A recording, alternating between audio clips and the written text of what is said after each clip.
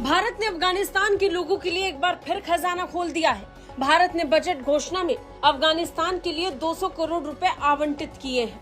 ये वित्त वर्ष 2023-24 के लिए घोषित घोषणा के समान ही है, लेकिन संशोधित बजट 2023 और 2024 में अफगानिस्तान के लिए भारत ने 20 करोड़ रुपए बढ़ाकर उसे 220 करोड़ कर दिया था। हम बात करेंगे कि अफगानिस्तान के लिए इंडिया ने अपने बजट में एक बड़ी अमाउंट रखी है और वो अमाउंट $25 मिलियन जो कहे जा रहे हैं उसको बड़ा वेलकम किया है तालिबान ने। तो उन्होंने इसको बड़ा वेलकम किया। उन्होंने कहा है कि जो बोथ कंट्रीज हैं उनके बीच टाइज जो हैं वो उससे बड़े स्ट्रांग होंगे और बड़े अच्छे ताल्लुकात इस पे बढ़ेंगे। और मैं कह रहा था कि किसी इवेंट को ग्लोबल इवेंट कैसे बनाना हो, ये तो आपको इंडियन से समझना पड़ेगा। वो कैसे कि तंजानियन गवर्नमेंट के जो ऑफिशियल्स हैं वो बजट अनाउंसमेंट देखने आए हैं। अब इंडिया क्या कर रहा है, जब इंडिया की जो फॉरेन फाइनेंस मिनिस्टर साहबा हैं मैडम निर्मला, वो क्या कर रही हैं, वो बता रही हैं कि जनाब हम जो है वो बजट कैसे पेश करते हैं, क्या होता है, टेक्निकल चीजें क्या हैं। और उसी बजट में से 200 करोड़ रुपया अफगानिस्तान के लिए अनाउंस किया है डेवलपमेंट के लिए, जिस पर अफगानिस्तान के जो स्पोक पर्सन है उन्होंने ना सिर्फ इंडिया का शुक्रिया अदा किया है बल्कि ये भी बोला है कि मजीद डेवलपमेंट के जो प्रोजेक्ट्स हैं आप यहाँ पर आकर करें। कि अफगानिस्तान के हालात भी बहुत खराब थे, लेकिन जब से इंडिया के साथ रिलेशन बेहतरी की तरफ उनके जा रहे हैं, उनके हालात भी बेहतरी की तरफ आ रहे हैं। हुकूमत को ऐसा पहली बार नहीं हुआ, इससे पहले भी कई बार देखा गया है कि इंडिया ने कई बार फंड्स दिए हैं अफगानिस्तान को। इंडिया के कई प्रोजेक्ट चल रहे हैं अफगानिस्तान में, जिस पर पाकिस्तान ने हमेशा यही कहा है कि इंडिया ये इसलिए कर रहा है ताकि अफगानिस्तान को पाकिस्तान के खिलाफ इस्तेमाल किया जा सके। सत्ता में तालिबान के बैठने के बाद भारत ने अफगानिस्तान के लोगों का साथ नहीं छोड़ा और इस बार भी एक बड़ी राशि वहां के लोगों के लिए आवंटित कर दी। भारत ने ये बता दिया और साफ कर दिया कि वो वहां के लोगों के लिए हर तरह से खड़ा है। हाँ, भारत के इस फैसले से पाकिस्तान को जरूर झटका लग सकता है। कारण साफ है, पाकिस्तान और तालिबान के बीच का विवाद। जय हिंद दोस्तों, आज हमारी वित्त मंत्री जी निर्मला सीतारमण साहिबा ने बजट प्रस्तुत किया। इस बजट में देश के बारे में, किसानों के बारे में, हमारे देश के सभी लोगों के बारे में, महंगा सस्ता टैक्स, ये सब बहुत सारी चीज़ें थी। लेकिन दोस्तों इसी के साथ जो इम्पोर्टेंट चीज़ें ये थी कि अफगानिस्तान समेत हम अपने सभी पड़ोसी देशों को एक अच्छे खासे अमाउंट में एड दिया गया। एड मतलब ऐसा पैसा जो भारत सरकार वापस नहीं मांगती, लोन के अलावा।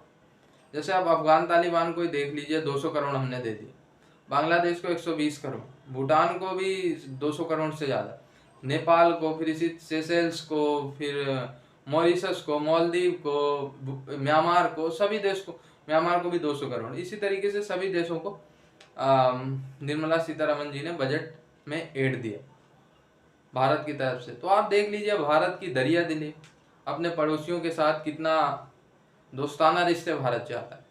लेकिन दोस्तों दुख होता है जब नेपाल में प्रो चाइनीज़, बांग्लादेश में बायकॉट इंडिया का नारा लगता है, मालदीव में बायकॉट इंडिया का नारा लगता है। बहुत दुख होता है कि भारत इनको मतलब इतने पैसे भी दे रहा है, इंफ्रास्ट्रक्चर भी बना रहा है, मदद भी कर रहा है, सप्लाई भी कर रहा है, सारी चीज़ें भेज रहा है, लेकिन फिर भी भारत के खिलाफ ही है। खैर अफगान तालिबान तो भारत का बहुत साथ देते हैं, उनको पैसे देना बिल्कुल जायज़ है, लेकिन इन सभी देशों को देना सही है या नहीं, आप कमेंट करके बताएं। मेरा आपसे सवाल ये होगा कि सर क्या सोच के जो है ये कदम उठाया गया, क्योंकि इसमें क्या पाकिस्तान की तरफ से अब ये फिर बात जो है उठाई जा सकती है कि देखें अफगानिस्तान में जो है वो हमारे खिलाफ काम हो रहा है, हालांकि वहां पर तो ये कंस्ट्रक्शन के लिए दिया गया है, लेकिन फिर भी क्या ऐसा कोई इशू रेज हो सकता है? देखिए, इंडिया चंद रोड्स बना रहा है, उनकी पार्लियामेंट भी इंडिया ने ही बनाई है।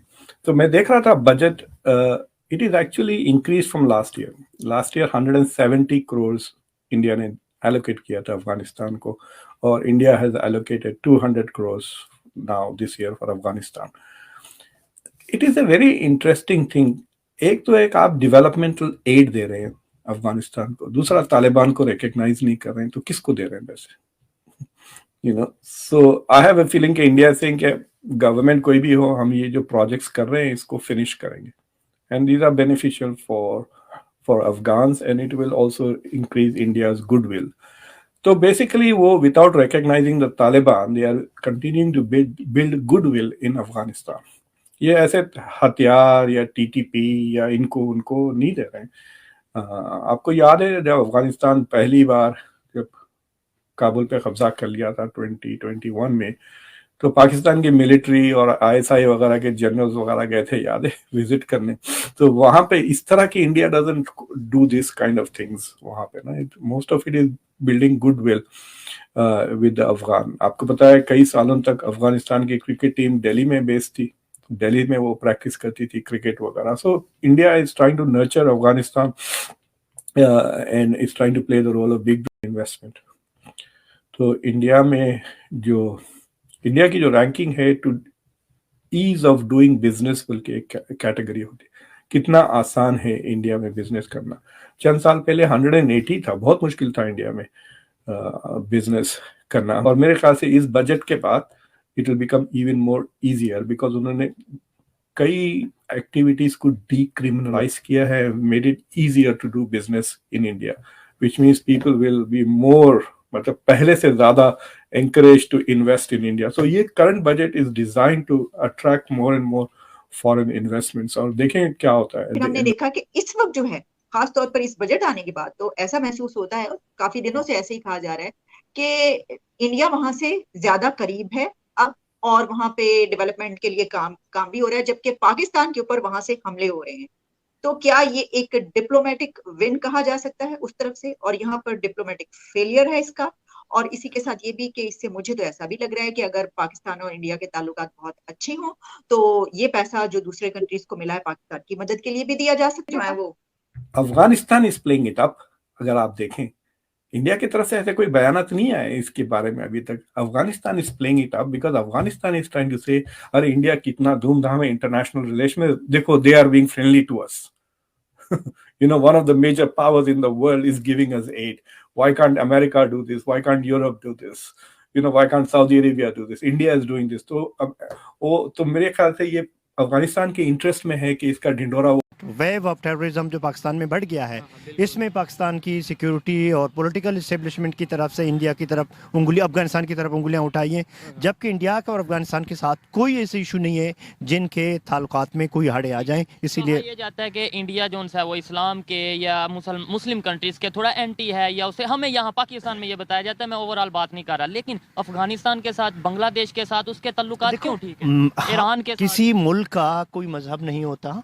अब ये मजहब यूज की, जैसा कि आप उसको सऊदी अरब को देखें, आप UAE के देखें, अब्राहम अकॉर्ड्स के बाद जो उन्होंने इसराइल, क्योंकि मुल्क अपने इंटरेस्ट को देखते हैं। अब मुल्क की कोई मजहब नहीं होता, चाहे वो इंडिया का अफगानिस्तान से हो या ईरान से हो, जहां उनका मुफाद हो वो अपने ताल्लुकात बनाते हैं।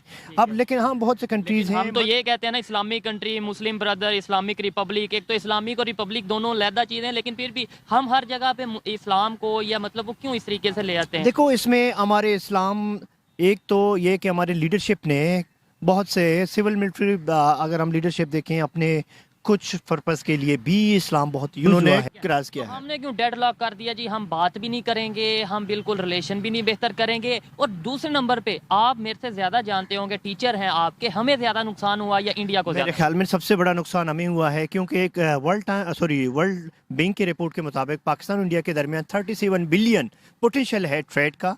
अब इंडिया को डॉन आर्टिकल में के मुताबिक इंडिया को south African countries, Latin American, south American countries में बिजनेस करते हुए पाकिस्तान से 20% भी चीपर पड़ते हैं। अब पाकिस्तान को ज़रूरत है मेडिसिन की, पाकिस्तान वही प्याज, वही चीज़ें इंडिया के दुबई से मंगवा, वो ट्रिपल गुना पाकिस्तान पे महंगाई पे पड़ रहे हैं। आपको पता है, मुझे पता है, जो थोड़ी बहुत नॉलेज रखते हैं, लेकिन पब्लिक को यही है कि हम तो इंडिया से कुछ ले ही नहीं रहे, जबकि मेडिसिन अभी भी इंडिया से आ रही है, प्याज अभी भी इंडिया से आ रहा है। तो हम इंडिया 75 कंट्रीज को देखो, अपने स्ट्रेटेजिक इश्यूज अपनी जगह, उनको ज़रूरी नहीं आप उनको स्ट्रॉन्ग करें अपनी, लेकिन बिजनेस से आपके स्ट्रेटेजिक इश्यूज में भी कमी आ सकती है। आपके लोगों के दरमियान, जो पाकिस्तान इंडिया के लोगों के रिश्तेदारियां भी हैं आपस में, यस कनेक्शन होगी, इसमें वो नफरतें हैं वो कम हो जाती हैं और ताल्लुकात भी बेहतर होते जाएंगे। लेकिन इसका मतलब भी नहीं है कि आप अपनी सिक्योरिटी को कंप्रोमाइज़ करो, अपनी सिक्योरिटी को भी स्ट्रॉन्ग करो, जो कि देखिए पूरी दुनिया में ये चीज़ें हो रही हैं। हमारी फॉरेन पॉलिसी में कौन सा ऐसा ड्रॉबैक है, कौन सी ऐसी कमी है जिसकी वजह से हम ना तो ईरान से रिलेशन बेहतर कर पा रहे हैं? आपने पढ़ा होगा कि उन्होंने भी हमें कह दिया कि आप इंटरनेशनल कोर्ट कोर्ट पे जाएंगे, 18 बिलियन का फाइन करेंगे। Yes. ना अफगानिस्तान के साथ रिलेशन, ना बांग्लादेश थोड़ा बेशक दूर है लेकिन उसके साथ भी हमारे किसी देखो, के साथ सबसे बड़ी बात यह है कि हमारी foreign policy we have been dependent on because of our growing economic was. हमने गैस पाइपलाइन इसलिए छोड़ा था कि अमेरिका के प्रेशर से, क्योंकि पाकिस्तान अमेरिका से डिपेंडेंट है और financial institution without the support of America it is not possible for Pakistan to get any financial assistance.